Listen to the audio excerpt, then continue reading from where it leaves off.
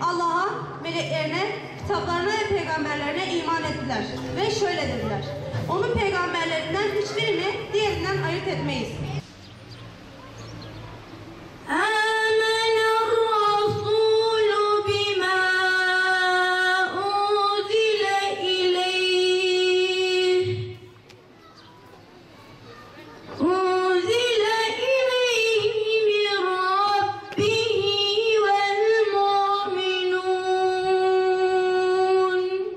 Tutma.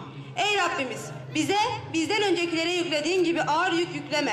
Şimdi güller gül gibi kokmuyor efendim. Bu kainatı yeniden en gerek. Çünkü sensiz olmuyor efendim. Peygamber Efendimizin hayatını öğrenmeli ve öğrendiklerimizi de en iyi şekilde yaşamalıyız.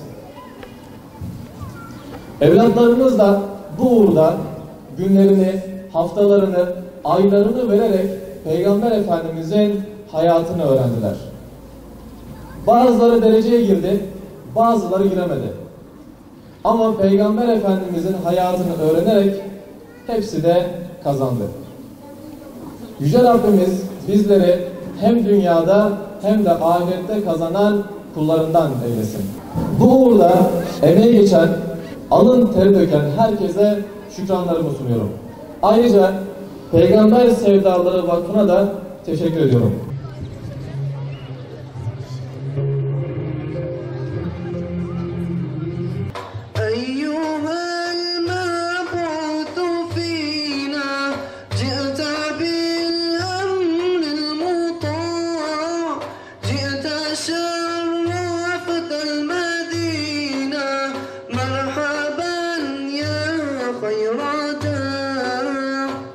Bizden seçilene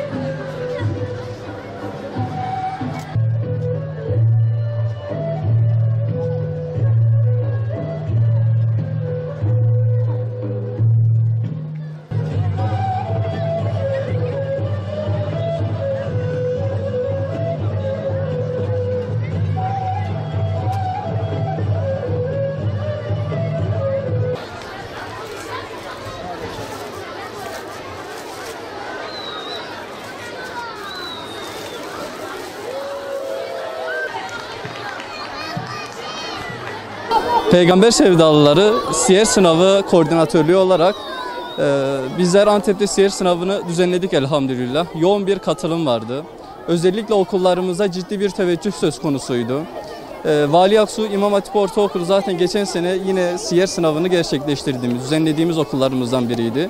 Bu sene de elhamdülillah resmi izinlerimizi aldıktan sonra okulumuz başvurdu. Biz de siyer sınavına katılmak istiyoruz dediler. Biz de gerekli süreci tamamladık. Öğrencilerimizden yoğun bir teveccüh söz konusuydu. Yani hemen hemen öğrencilerimizin %80'i bu siyer sınavına katıldı. Bugün de elhamdülillah o yorucu ve güzel temponun sonucunda öğrencilerimize ödüllerini veriyoruz. Gördüğünüz üzere öğrencilerimizden, velilerimizden ciddi bir katılım söz konusudur. Elhamdülillah Türkiye'de dereceye girenler var, okulda dereceye girenler var. Hem okul aile birliğinin hem okul idaresinin katkılarıyla elhamdülillah bu güzel organizasyonu gerçekleştirdik. İnşallah nesillerimizi Peygamber Aleyhisselatü Vesselam'ın ahlaklığıyla ahlaklandırmaya, onun hayatından bir şeyler öğretmeye devam edeceğiz. Bizim her daim bu tür çalışmalarımız da inşallah devam edecektir. Vali Aksu İmam Hatip Ortaokulu olarak okulumuzda yaklaşık 3-4 senedir bu etkinliğimizi yapıyoruz. Allah-u Teala bu vesile olanlardan razı olsun. Çocuklarımız bu vesileyle Peygamber Efendimizin hayatını öğrenip hayatlarına geçirmeye çalışıyorlar. Peygamber Sevdalılar Vakfı'nı bu yaptığı etkinlikten dolayı kutluyorum. Gerçekten çok güzel bir çalışma. Böyle çalışmaların devamını istiyoruz. İlk defa sınava giriyorum. Çok iyi bir kitapçık vardı. Çok kolaydı. Peygamberimizin hayatını öğrendiğimiz için çok mutluyuz. Bunu örnek alacağız kendimize. Çok güzel bir duygu. İnşallah seneye birinci olurum. Çok sevinçliyiz. Allah bunu hazırlayanlardan razı olsun. Sorular kolaydı. Çalışırsak yaparız. Sınav güzeldi. Peygamber Efendimizin hayatını öğrendik. Kaybeden olmayan bir sınavdı. Okul birincisi olduğum için mutluyum, sevinçliyim. Peygamber Efendimizin hayatını öğrendik. Tüm arkadaşlarıma da tavsiye ederim. Onlar da girsinler. Sınav çok iyiydi. Yani bu sınavda birinci olmak daha iyi bir duygu. Birinci olduğu için çok mutluyum. İlk defa giriyorum sınava. Çok mutluyum yani. Sınıflara, derslerimize geçiyoruz. Haydi kızım, haydi oğlum.